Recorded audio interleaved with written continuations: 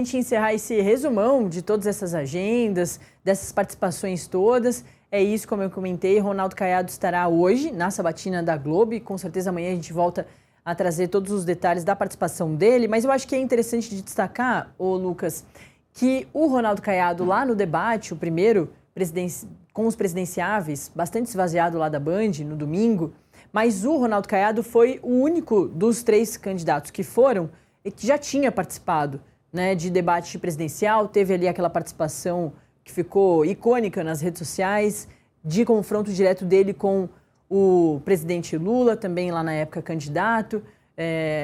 E dá para perceber uma diferença muito grande entre Caiado, Renan Santos e Augusto Cury, que foram os 3 que participaram, de quem já participou de debates, né? Ali numa postura, numa firmeza nas respostas, entende bem dos tempos ali,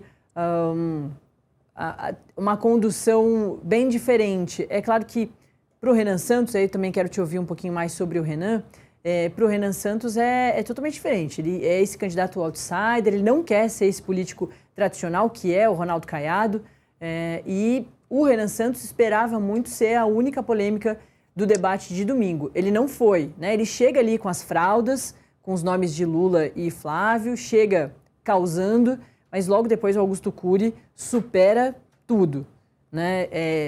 Indo e não indo, querendo entrar na Band e não querendo, fazendo tudo aquilo que ele fez, que a gente acompanhou, inclusive ao vivo aqui, dele quase não participando do debate da Band. Se não participasse, seria um duelo entre Renan Santos e Ronaldo Caiado, o Lucas.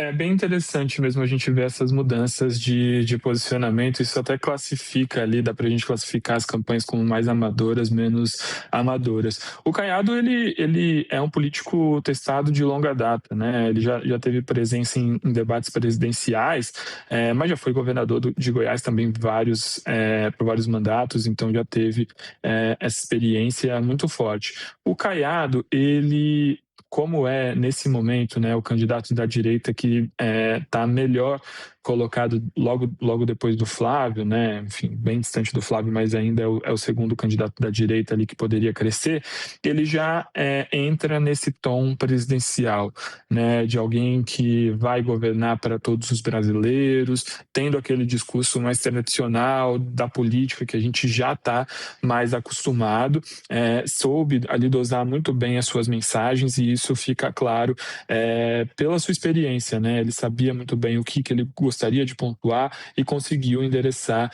os seus principais pontos. O Augusto Cury, enfim, não dá para a gente saber o quanto que foi voluntário e involuntário, né? Essa movimentação.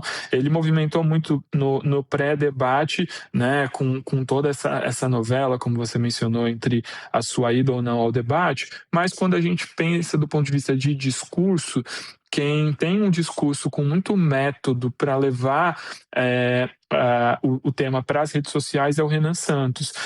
Ele faz uma estratégia que é muito arriscada, que é não segurar o tom mais incisivo, o tom de redes sociais. Então ele usa bastante disso, em alguns momentos até em excesso, tentando cavar essa polêmica, tentando proporcionar o máximo possível de cortes, né? Então não é à toa que a gente aqui já falou várias vezes sobre o Renan Santos, a fala que ele teve em relação à Janja e outras. Essa é uma estratégia que funciona, né, porque ele chega na mídia, ele é muito falado, agora ela também tem as suas fraquezas.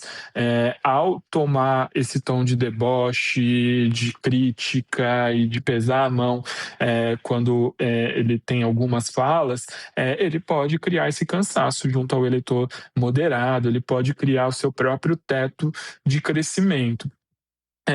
Mas é isso, né? Ele até pontua que achou sexy ter essa fama de agressivo depois do debate. Então, me parece que é justamente a posição em que ele quer estar nesse momento, chamando muita atenção para si e tentando projetar ali uma posição do Missão para 2030, né? Continuando a ser esse partido outsider que vai ter essa pretensão presidencial.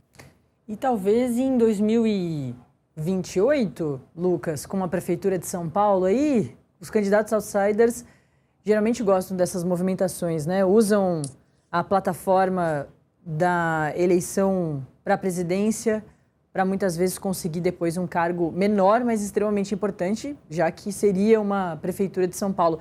Mas sobre isso a gente conversa mais para frente com o Lucas Fernandes, cientista político que esteve com a gente aqui ao longo desse tempão todo de Acorda Metrópolis para falar de todos os presidenciáveis principais aí nas pesquisas eleitorais. Valeu, Lucas, foi muito bom. Volte sempre. Obrigado, Natália, foi um prazer. A gente vai continuar falando de eleições, mas